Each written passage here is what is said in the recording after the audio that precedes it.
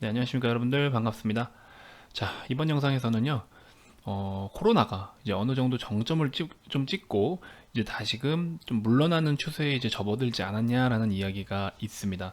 근데요, 앞으로들 이런 어떤 신종 바이러스들이 계속해서 발생되는 주기가 점점 짧아진다고들 이야기를 하고 있습니다.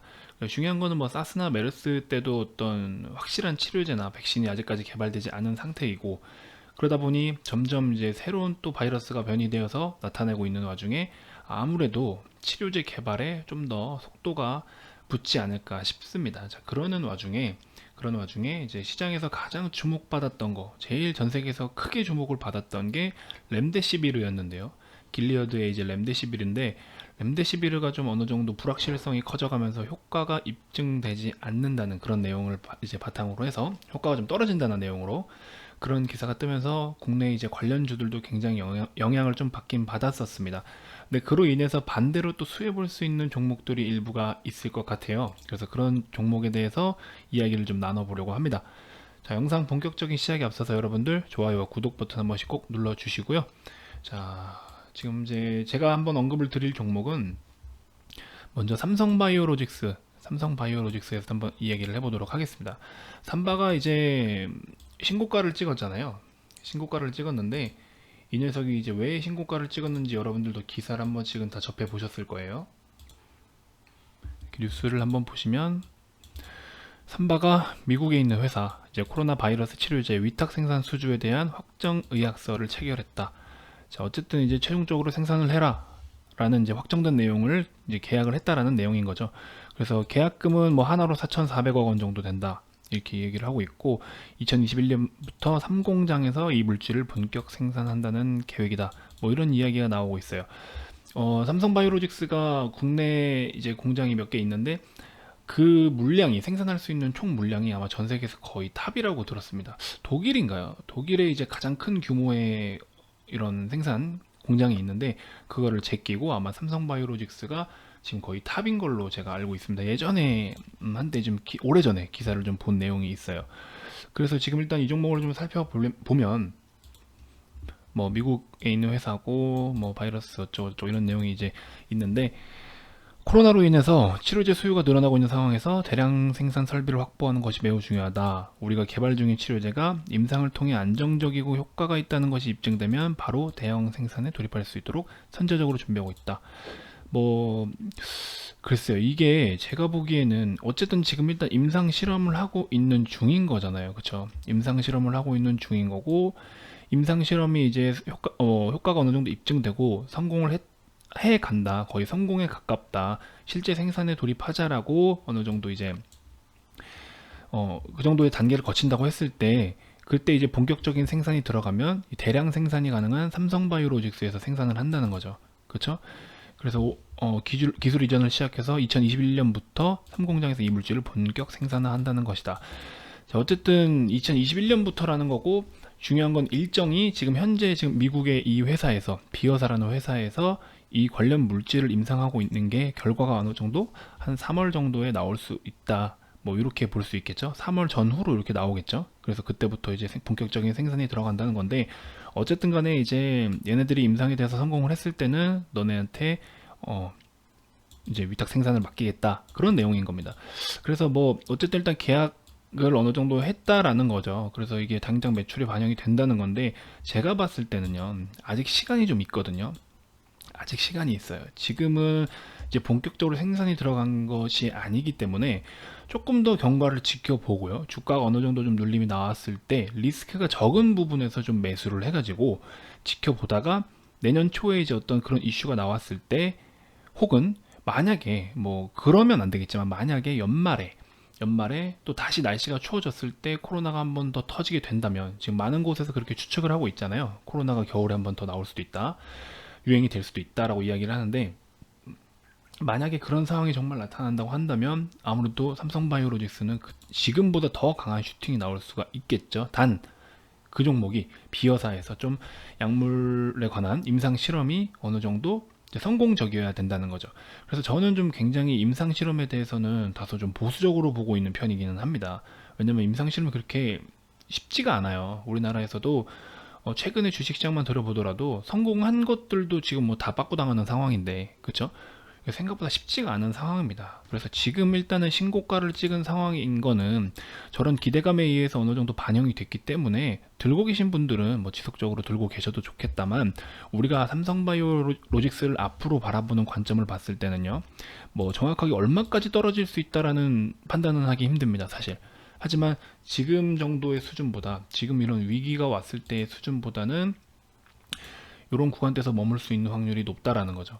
그렇게 놓고 봤을 때 앞으로 삼성바이오로직스가 주가가 좀 하회할 때는요, 하방으로 향할 때는 우리가 단계별로 조금 매집을 하면서 내년을 준비를 해도 충분히 좋겠다라는 의견을 드리고 싶습니다.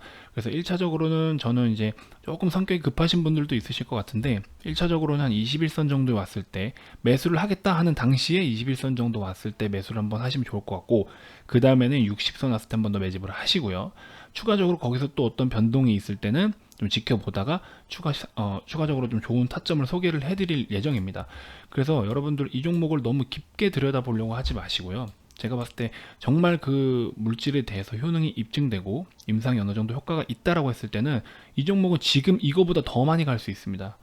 더 상향을 할 수가 있어요. 그러니까 지금 단기간 이렇게 가는 거에 너무 흔들리지 마시고요. 좀 기다리시면 주가가 분명히 어느 순간 눌림을 줄 겁니다. 지금 이렇게 붕 떠 있는 이 마음들을 다 가라앉히는 그때가 올 거예요. 그쵸?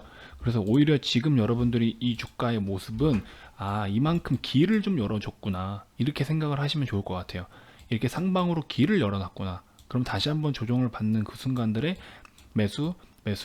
매집을 좀 해서 다시 한번 반등을 돌릴 때 이 이슈가 화제가 돼서 정말로 생산이 들어가고, 코로나가 혹시나 또 한 번 더 이렇게 터졌을 때나 이럴 때는 더 수혜를 받을 수가 있잖아요. 그렇죠? 그래서 그럴 때를 한번 노리면 좋지 않을까라는 생각을 해보고, 여러분들이 지금 뭐 당장의 수익을 못 내더라도 삼성바이오로직스 같은 경우에는 좀 중장기적으로 항상 관심 갖고 좀 지켜보시면 굉장히 좋을 것 같다라는 말씀을 좀 드리고 싶은 거예요. 조금 단기적으로 접근을 하고 싶다라고 봤을 때는 셀트리온 형제들을 좀 지켜봐야 될 것 같은데요. 지금 셀트리온 같은 경우에는요, 이 녀석 제가 말씀을 드린 적이 있지만 지금 현재 요 구간은 굉장히 눈치를 보고 있는 구간이에요. 지금 렘데시비르가 5월 달에 이제 어떤 임상 발표를 한다고 했죠. 근데 기존에 이제 아무 약이나 투여한 거랑 렘데시비르를 투여한 사람이랑, 렘데시비르 투여한 환자들은 아무 약을 투여한 환자보다 인원수가 2배가 되거든요. 렘데시비르를 뭐 이 정도 뭐 몇 명 이렇게 했다라고 쳤을 때 그거의 절반 인원밖에 투여를 하지 않았는데, 얘네들의 이제 데이터가 뭐 한 12% 정도 나왔다고 해요. 근데 얘네들은 뭐 13.9%? 그래가지고 둘의 차이가, 데이터 통계가 얼마 나지 않는다. 그래서 아무 약이나 투여한 거랑 니네 효과 있다고 하는 렘데시비르랑 이렇게 차이가 별로 안 날 수가 있냐, 정말 효과가 있는 거냐 라고 하면서 이게 좀 이제 최근에 주가에 좀 영향을 끼친 거죠. 근데 어쨌든 5월 달에 뭐 여러 가지 핑계를 댔어요. 뭐 환자 수도 마찬가지고 뭐 여러 가지 핑계를 대서 주가는 어느 정도 스탑을 걸어 놓은 상태예요. 그래서 앞으로 봤을 때는 렘데시비르가 뭐 일단 현재까지 기준으로 봤을 때는 렘데시비르가 좀, 글쎄요, 임상이 좀 어떻게 결과가 잘 나올 수 있을지는 모르겠는데, 일단 5월 달에 어떤 발표를 한다라고 합니다. 그랬을 때 이제 반사이익으로 좀 갈 수 있는 것들은 셀트리온이라는 거죠. 지금 셀트리온도 마찬가지고 파미셀도 마찬가지고 굉장히 눈치 장세를 이어가고 있어요. 이 녀석도 렘데시비르 그 데이터 때문에 이렇게 개파락을 하기는 했지만 지금 이 정도 구간대 가격을 지켜주고 있는 거, 21선을 지켜주려고 하는 거, 요런 모습들은 굉장히 서로 눈치를 보고 있는 상황인 거예요. 요런 종목이랑, 그쵸?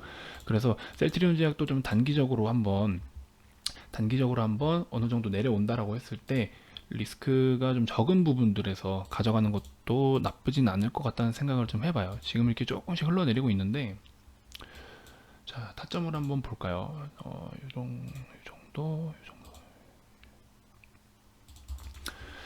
단기적인 측면에서 바라보실 때는요, 일단 한 69,000원, 7만원 밑에서 일단 1차적으로 한번 담아 보시는 것도 좋을 것 같고, 5월까지 기준이에요. 5월까지 기준이고 5월 중순 요 발표가 나올 때까지 기준이니까. 그리고 이제 2차적으로 뭐 요런 구간대들, 이렇게 6만원 중반대 그리고 5만원 중후반대까지 해서 여러분들 좀 느긋하게 좀 매집을 한번 해보셔도 좋을 것 같고, 그렇게 했을 때 이제 어느 정도 좀 한번 시세가 나올 수 종목도 있다라는 거. 저는 사실 렘데시비르도 지금 저렇게 데이터가 나온 걸 보니 이게 좀 쉽지는 않겠다라는 생각이 듭니다. 그래서 오히려 셀트리온이 좀 더 주목을 받을 수 있는 그런 상황도 올 수가 있다라는 거예요. 그래서 이 종목도 한 번씩 이렇게 관심을 갖고, 너무 단타용은 아니에요. 완전 단타용은 아니니까 관심 갖고 한번 지켜보시면 좋으실 것 같고요. 그래서 이번 영상에서 말씀드리는 거는 삼성바이오로직스도 우리가 꾸준하게 관심 종목에 넣고서 기다리면서 메리트 있는 가격대가 왔을 때 꾸준하게 주워 담아 놓으면 내년에 어떤 좋은 소식이 있을 수도 있을 거다. 지금 이렇게 신고가를 먹지 못한 분들도 추후에 좀 더 강한 신고가를 좀 한번 이렇게 나도 수익을 볼 수가 있을 것이다 라는 거. 그래서 셀트리온 제약이나 셀트리온 이런 종목들도, 얘네 삼형제들도 한 번씩 눈여겨 보실 필요가 있다. 눈여겨서 보실 필요가 있다라는 거 좀 말씀을 드리고 싶습니다.